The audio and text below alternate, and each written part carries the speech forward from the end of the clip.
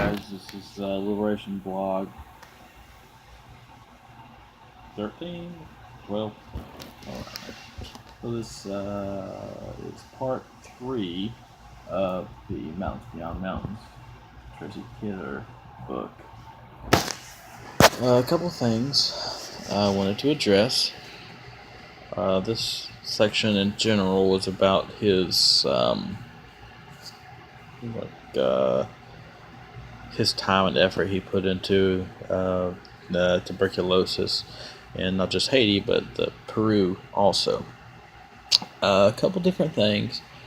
I do have to hand it to someone that is that committed to a cause, especially if it's a disease, like the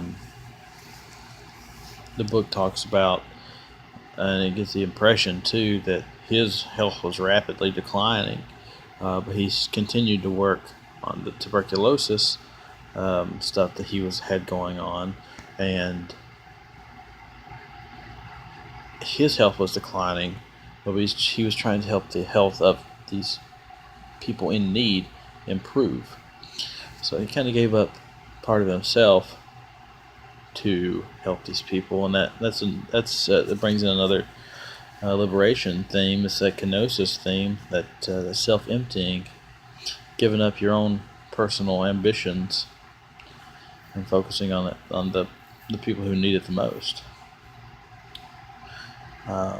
Another thing,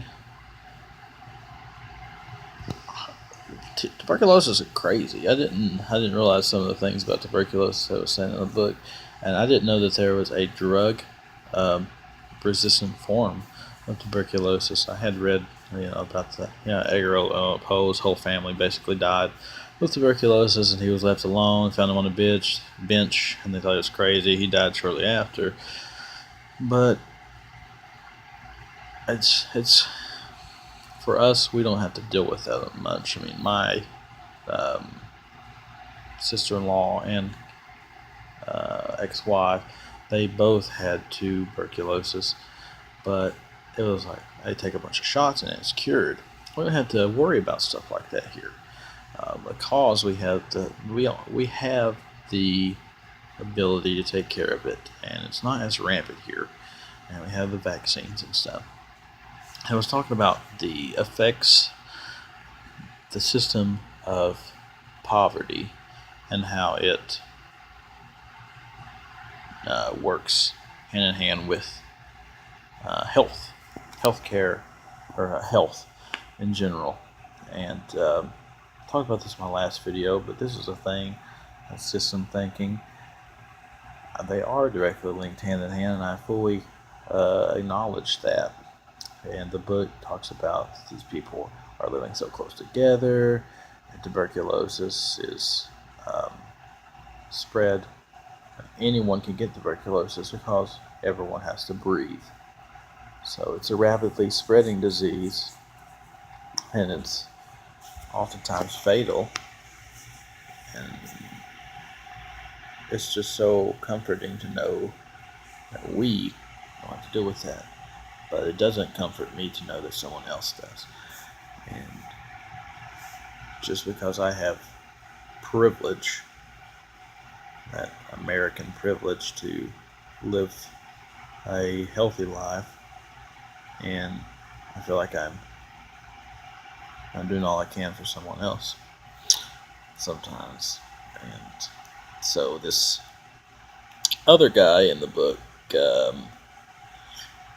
Jim Kim 2, Jim Kim.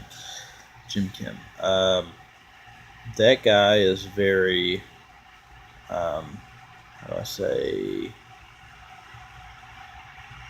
key player when it comes to the making stuff affordable and working around the money aspects of it. And oftentimes we need someone to, how do I say, back us up on financial issues. I know that when I get in financial troubles, I usually talk to my dad, because he is the master of living sparsely, and He knows how it's done. This Jim Kim, Korean guy, he found out how to make it affordable and to get the funding. And I think he's a good character in that book. Let's see, what else? I think that's really all I have to talk about. Mostly the tuberculosis thing kind of threw me off guard. The tuberculosis is still that rampant, or was that rampant, in a lot of countries. That's all I got.